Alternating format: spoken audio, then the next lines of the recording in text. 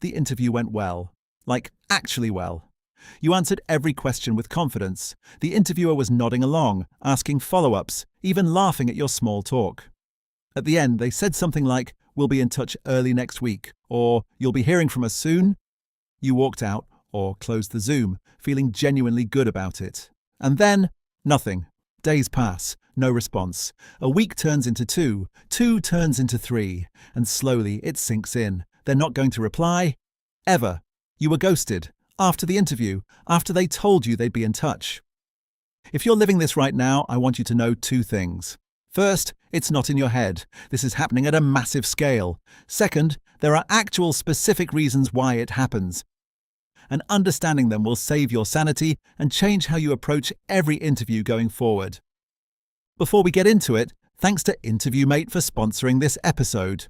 You paste in any job description, they generate interview questions and answers tailored to that specific role. Practice with real questions before your interview. Check them out at interviewmate.ai. Post-interview ghosting hits differently than application ghosting. When you send a resume and never hear back, it stings, but there's a distance to it. You submitted a document into a system. You never spoke to anyone. It's impersonal by design. But when you've sat across from someone, had a real conversation, answered their questions, shared your experience, invested your time and your emotional energy, and then they vanish, it feels personal. It feels like rejection without the dignity of being told. And that ambiguity is what makes it so draining. You can't move on cleanly because there's no closure. You're stuck checking your inbox and wondering what you did wrong. So let me give you the closure the company didn't. Here's what actually happens on the other side. Reason 1. The role got frozen or killed. This is far more common than most candidates realize. You interviewed. The hiring manager liked you, and then, completely unrelated to you, the budget got cut, the team got restructured, a hiring freeze came down from leadership, or the project the role was tied to got deprioritized. The position effectively stopped existing. When this happens, companies are notoriously bad at telling candidates, partly because the internal situation is messy and still evolving, partly because no one owns the responsibility of emailing every candidate to say, actually, the job isn't real anymore. The recruiter might be waiting for clarity from the hiring manager. The hiring manager is waiting for clarity from their VP. And while they all wait, you're refreshing your inbox. This has nothing to do with your performance. You could have been the top candidate, and it wouldn't matter. The job evaporated. Reason 2, they went with an internal candidate or a referral, and it was decided before your interview. This one is frustrating because it means the outcome was essentially predetermined. The company had an internal candidate they were already leaning toward, but company policy required them to interview external candidates before making the hire. So they interviewed you, genuinely, sometimes even enthusiastically, but the decision was already made.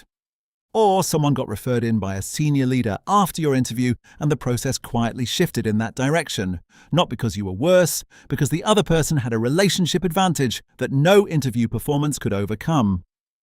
When this happens, the company rarely communicates it well. They feel awkward telling you, "We went with someone else who was already pre-selected," so instead, they just don't tell you anything.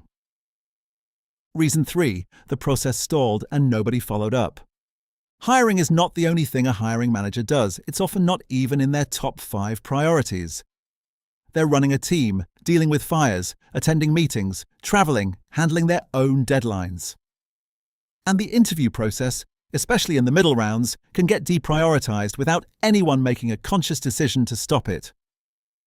The recruiter assumed the hiring manager would make a decision by Friday. The hiring manager got pulled into a crisis.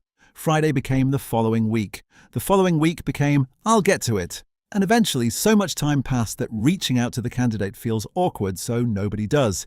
This is not an excuse, it's unprofessional. But it's extremely common, and it's important you understand it because the cause is organizational dysfunction, not your interview performance. Reason 4, you were the backup candidate. Sometimes the company did choose someone. They made an offer, and they're waiting to see if that person accepts.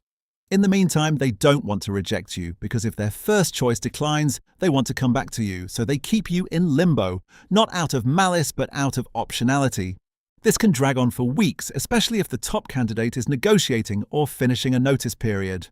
And often when the first choice accepts, the urgency to notify the backup candidates drops to zero. Again, not about your performance, it's about logistics and poor communication. So what do you actually do when it happens? Step 1. Follow up once, strategically.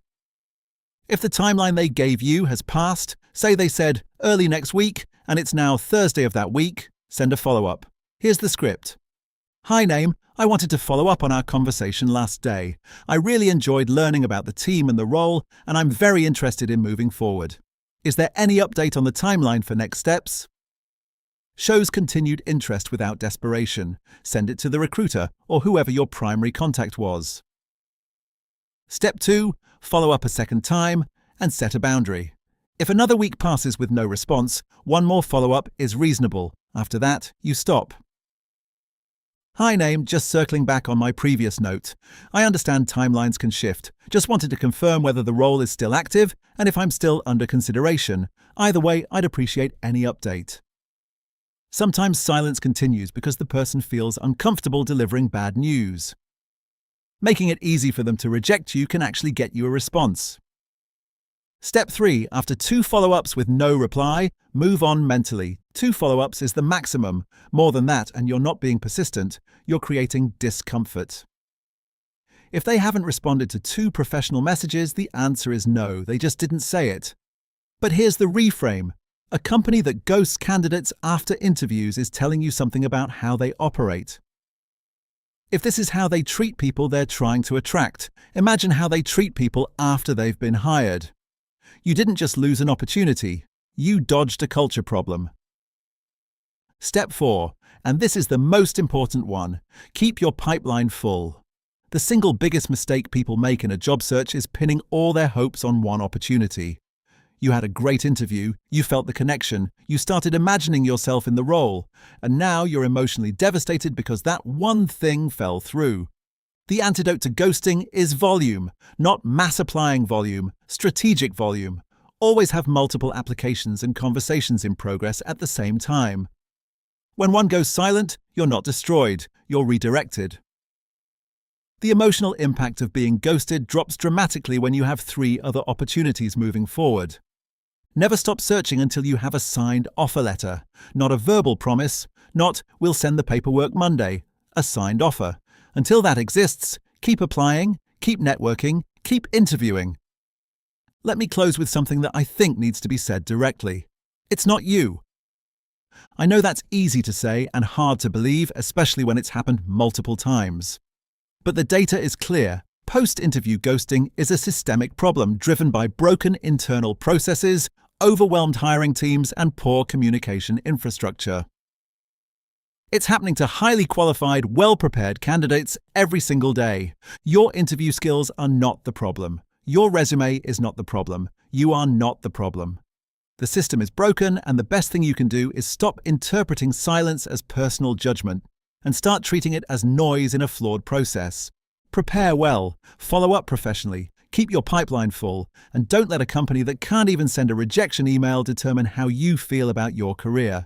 Quick reminder, check out InterviewMate at interviewmate.ai. Paste any job description, get tailored interview questions with answers. When you finally get that interview, you want to be ready. 3 questions free, no sign up. Link in the description. If you've been ghosted after an interview, and statistically you probably have, share this with someone going through it right now. Sometimes just knowing the reason helps. Subscribe, and I'll catch you in the next one.